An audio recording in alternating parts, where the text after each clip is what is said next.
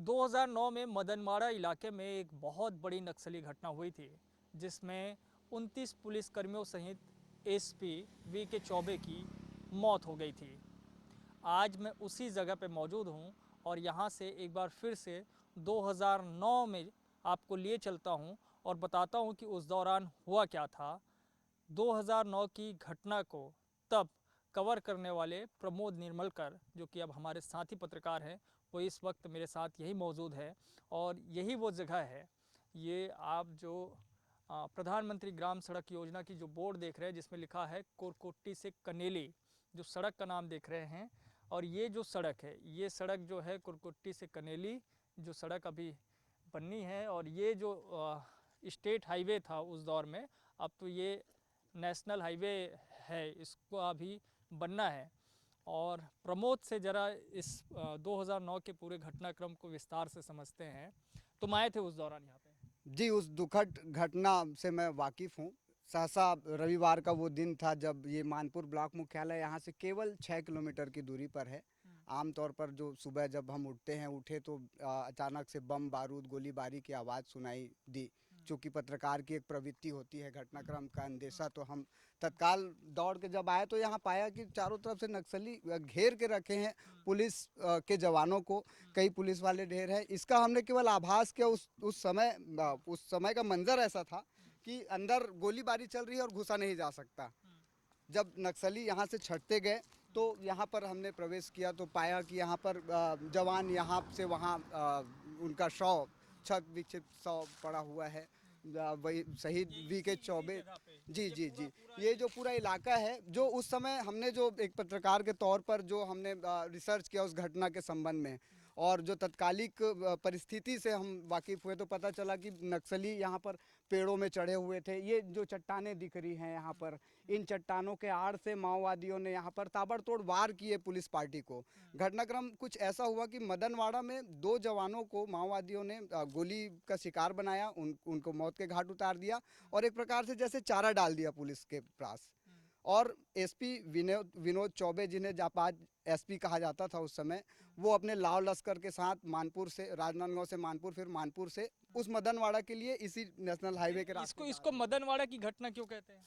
मदनवाड़ा की घटना इसलिए कहा जाता है कि मदनवाड़ा ही इस घटना की बुनियाद रही है। माओवादियों का जो जाल उन्होंने बिछाया था पुलिस पार्टी को घेरने के लिए।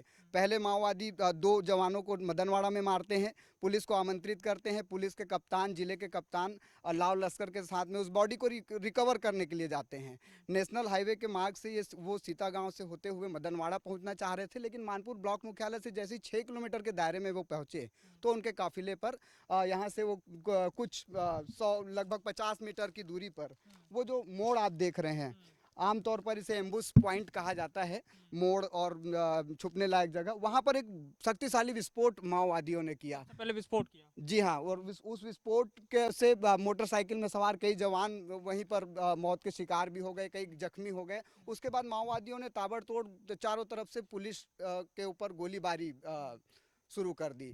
इससे पहले कि हमारे जवान संभल पाते, कुछ कर पाते, माओवादी चूंकि बड़ी संख्या में थे और हमारे जवान काफ़ी कम तादाद में थे, तो कहीं ना कहीं उस दौरान कौन सा दिन था वो? रविवार का वो दिन था, अच्छी तरह से मुझे याद है। और आज भी रविवार का दिन है। देखिए, हम लोग जी जब जी, बातचीत कर रहे थे, ये इत्तेफाक कहा जाए है। फिर। तो ये जो आप, ये घना बहुत जंगल है, दोनों तरफ जो है जंगल है।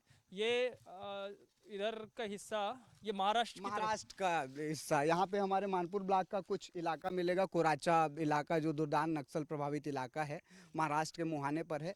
इस पार का जो इलाका है ये महाराष्ट्र का इलाका है, और ये अंदर मानपुर ब्लॉक के गांव हैं। उसके बाद फिर बस्तर की ओर ये बढ़ रहा है ये दिशा। तो ये माओवादियों के लिए बड़ा मुफीद जगह है, मतलब सुरक्षित जगह है छुपने के लिए, और ये बहुत आसानी से, मतलब इस रास्ते से वो पार कर जाते होंगे। जी हाँ, इस घटनाक्रम के बाद भी कुछ माओवादी उस पार बस्ती से होते हुए बस्तर की तरफ भी भाग गए होंगे, कुछ माओवादी महाराष्ट्र की तरफ भाग गए होंगे। कुल मिलाकर उन्होंने अपना सुरक्षित ठिकाना इतनी बड़ी घटना के बाद अपना मुकाम हासिल कर लिया। ये इसलिए ये बहुत चर्चित घटना साबित हुई। जी जी जी, कोरकोट्टी एक गांव है यहाँ पर। कोरकोट्टी 1 से 1.5 किलोमीटर के दायरे में कोरकोट्टी गांव है। वहाँ से जैसे यहाँ से लगभग जब हमने उस समय का मंजर देखा था लगभग 2 किलोमीटर के दायरे को माओवादियों ने अपने कब्जे में रखा हुआ था। सड़क पर पेड़ गिरा दिए थे। पेड़ वेड़ में सब थे। पेड़ों में भी चढ़े हुए थे माओवादी। ऐसी कुछ बातें पता चली उस समय। 6 लोग जो बच के आए थे जवान, और कई तरह से इधर उधर सोर्सेज से जैसे हमने पता किया कि किस तरह से वो मंजर रहा होगा। तो अब क्या स्थिति है प्रमोद? अभी भी क्या माओवादी इस तरह की घटना को यहाँ अंजाम दे सकते हैं या फिर अब बदल गया बहुत कुछ? देखिए, उस समय के दौर से और इस समय के दौर में काफ़ी फ़र्क है। अभी माओवादी चाहकर भी इस इलाके में इस तरह की घटना को नहीं कर पा रहे हैं, और इसका जीता जागता प्रमाण है कि लंबे समय से इस इलाके में कोई ऐसी बड़ी विस्फोट की घटना माओवादी नहीं कर पाए। 2009 के बाद। जी हाँ, कोई बड़ा विस्फोट नहीं कर पाए हैं। एक लिहाज से कहा जाए कि जिस दौर में नक्सलियों का तंत्र मजबूत था, उस दौर में वो घटना हुई।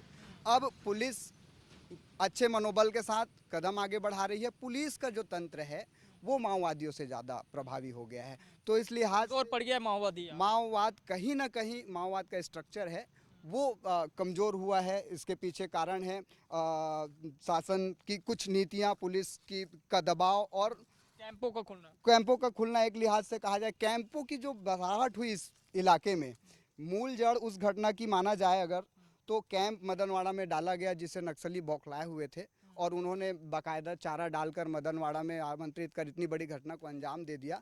यही कैंप आज खुले, जिसकी बदौलत यहाँ पे सड़कों का विस्तार हुआ और हो रहा है अभी। और सड़कें जब तक नहीं बिछेंगी तब तक विकास एक कोरी कल्पना है। तो सड़कें बिछ रही हैं। अभी ये कहना सही होगा कि माओवादी नक्सली जो है कमज़ोर पड़े हैं, लेकिन मौजूदगी है। मौजूदगी से बिल्कुल भी इनकार नहीं किया जा सकता, क्योंकि ये उनका एक सुरक्षित पनाहगार स्थल पहले भी रहा है, अभी भी रहा है।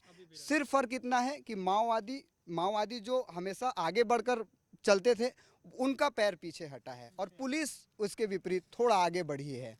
अभी अब जिला बन गया है तो और मुझे लग रहा है कि चीज़ें बेहतर होगी। कसावट आएगा, इससे प्रशासनिक कसावट आएगा, पुलिस महकमे की प्रशासनिक व्यवस्था में कसावट आएगा। थानों की स्थापना पर्याप्त सुनिश्चित हो चुकी है। एसपी करीब में होंगे, आला अधिकारी करीब में होंगे, तो निसंदेह यहाँ पर एक दबाव बनेगा, और जिसका माओवाद पर एक गहरा प्रभाव पड़ेगा और डेवलपमेंट होगा इस इलाके का। तो हम भी यही चाहते हैं कि ये इलाका और ज़्यादा विकसित हो और माओवादी पूरी तरह से इस इलाके से ख़त्म हो जाए।